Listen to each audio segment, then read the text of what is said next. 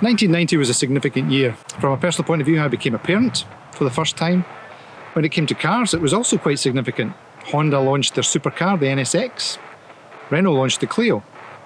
And BMW launched the original BMW 8 Series.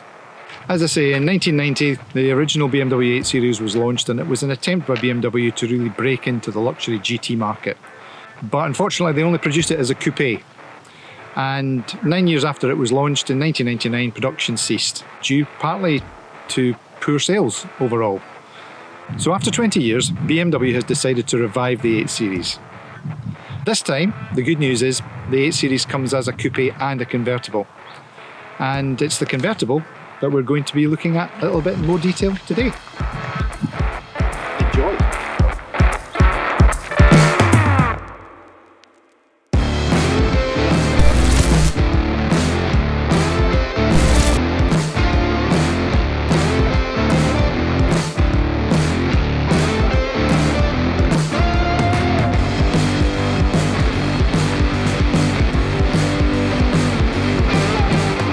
This car is crawling with electronics.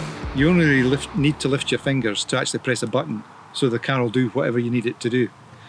You don't even have to get your hands dirty opening the boot. There's a button in the door to release the boot. I did find actually my natural instinct was to lift the button, but that didn't make any difference. You have to push the button to open the boot. If you don't mind getting your hands dirty, you just press a button under the lip of the BMW badge. Boot open. To close it, press another button. I'm having a workout today.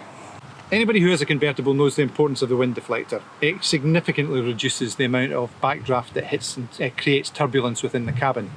This car's predecessor, the 6 Series convertible, had a wind deflector which covered the back seats like this and was very effective at stopping the backdraft, but you needed a rocket science degree to get the thing in and out, and apart from the fact that it used to skin my fingers like crazy, this couldn't be simpler. Literally, all you have to do is drop the wind deflector, vertical wind deflector screen, and this is the most important piece of kit. It's this lever here. You lift that and it literally causes it to bend in the middle, and you can remove it from its slots. Simple as that. And installing it, which was always the undesirable job with the 6 Series, to be polite, it couldn't be more straightforward. Literally, this locks it flat. You can house the wind deflector into the holes, lift this so it bends slightly so you can get this side of the car into the holes, and that's it installed. Couldn't be easier now. Love it. You get 2 keys, as you would with any BMW, but one of them in the 8 Series is this little beauty, which is actually a mini computer. You press a little button at the side and it switches it on. You swipe it up to get more information. And if you're a computer geek, you're going to love this. If you're middle-aged like me, you are going to wonder what you're going to use it for. It does tell you the time, and it does tell you how much power it's got left. And I did notice that one day where I was starting to discharge the battery, I thought, how do I charge this up? But in fact, in this glove box where you charge your mobile phone through an induction pad, you can do exactly the same with a key. One final tip from me, whatever you do, don't lose this or drop it. It's going to cost you £600 to replace it. Ouch. So this car's party piece is you can memorise the seat and the steering position into your key fob using the buttons on the door. And if somebody else drives the car and you return to the car, by the time you actually take the seat, the car has automatically returned the seat and steering to the position you've memorised in your key. Magic.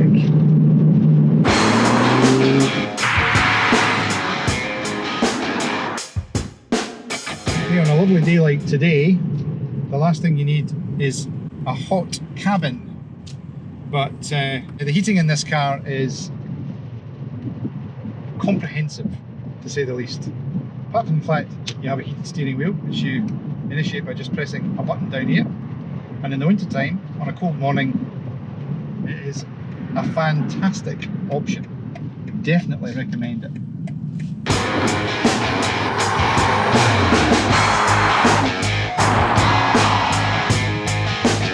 The seats heat up and you have 3 settings for heating on the seats. But what I noticed with this car is not only do the seats heat up, but the armrest and the armrest heat up also. So if you're sitting with your hands at 4 and 8, your elbows are getting quietly toasted.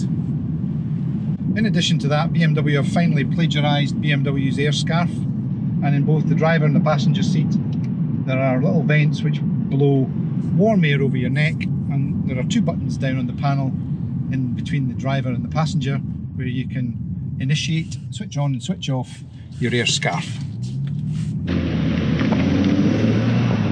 So the car we're driving today is the BMW 840i. The 840 does not mean it's a 4 litre. BMW's nomenclature confuses me regularly. This is actually a 3 litre straight 6 petrol engine car. You can also get it as an 840 diesel, 3 litre diesel, and you can get it as an X-Drive, the 4-wheel drive.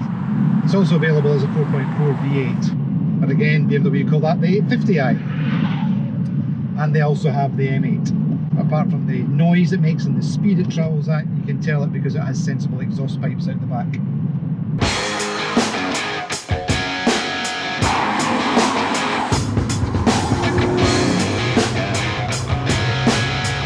This 840i throws out 335 brake horsepower, which apparently equates to 368 pounds-feet of torque, and will accelerate from 0 to 60 in 5 seconds.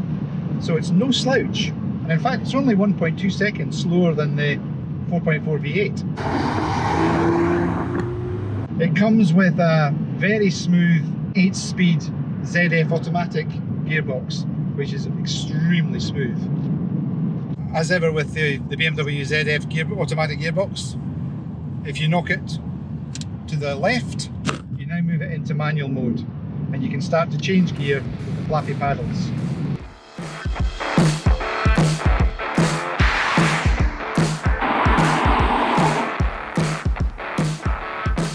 Now I did say that this car could accelerate 0 to 60 5 seconds. Would you like me to prove it?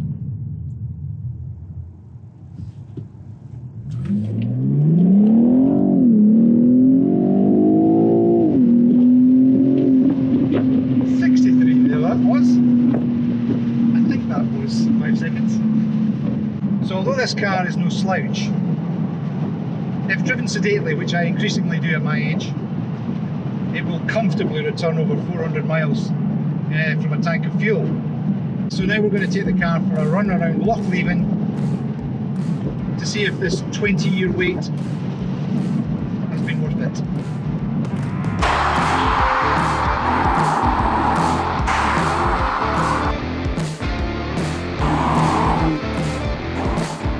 There's no doubt this is actually a very nice cabin to sit in. Lots of leather everywhere, but you know, if you were blindfolded getting into the car, you would know you were in a BMW. This car does get a bit of criticism that the interior is not as lavish as some of its competitors, and for the money, could a little bit more have been done. I'm conscious of the fact that there is still quite a lot of plastic in here. There are lots of silver dials, like the iDrive, and the vent wheels are all silver plastic. For a car at this price, you do sometimes wonder if it would add a lot of cost to get rid of this plastic and replace it with alloy. And let's face it, we now live in a world where we're trying to reduce our plastic consumption. So why not start with some of these dials?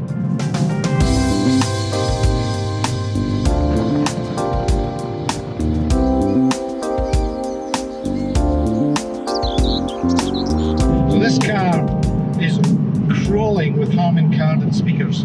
I believe there might be 12. I'm not really sure because I haven't been able to find them all. They're very discreetly positioned. But one thing I can assure you about is, even with the roof down and at speed, the sound reproduction is very impressive. So one of the safety features that this car has, which kind of caught me on the hop, was the function that keeps you in the correct lane. If you were starting to fall asleep at the wheel, God forbid, and you started to wander, the car would push you back into the correct lane. So for example, if I start to wander over the line now, car brings you straight back.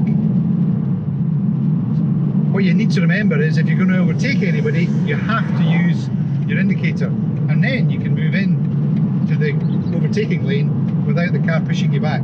For such a big GT car, it handles well. We're in sport mode at the moment. We're coming up to a left-hand 90-degree bend.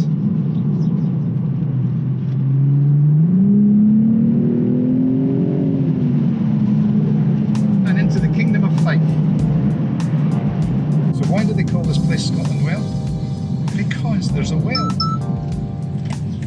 So one of the other safety features I didn't expect was if you're approaching a junction too quickly, or too quickly as far as the car is concerned, it'll send out a warning signal. That gave me a fright. But then that's what it's supposed to do, I suppose. Okay, so BMW claim that we can raise or lower the roof up to 30 miles an hour. So we're doing 25. Let's see if we can raise the roof.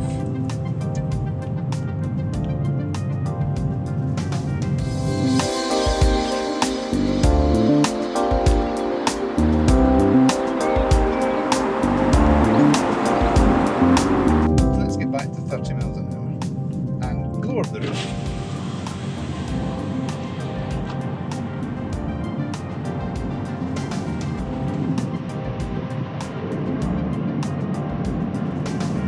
I can confirm the roof can be raised or lowered up to 30 miles an hour. Well, there is a lot to like about this car. It handles well, it looks well, it comes equipped with this beautifully silky smooth straight six engine. It's no slouch, and it has a lot of very impressive tech, much of which is directed towards safety. That said, there are things that could improve it. The interior could be a little bit more prestigious for the price. It would be nice to see a lot less plastic and a bit more alloy. I certainly do not like this latest fad, which is to have these huge exhaust pipes at the back, or what look like exhaust pipes, which just turn out to be fashion statements. So all in all, there's a lot to like about this car. It's not cheap, but it is very nice to drive. It's very well spec'd. It looks very nice. Oh, and you don't just get in a coupe this time. You can actually enjoy it with the roof down. Hope that's of some use.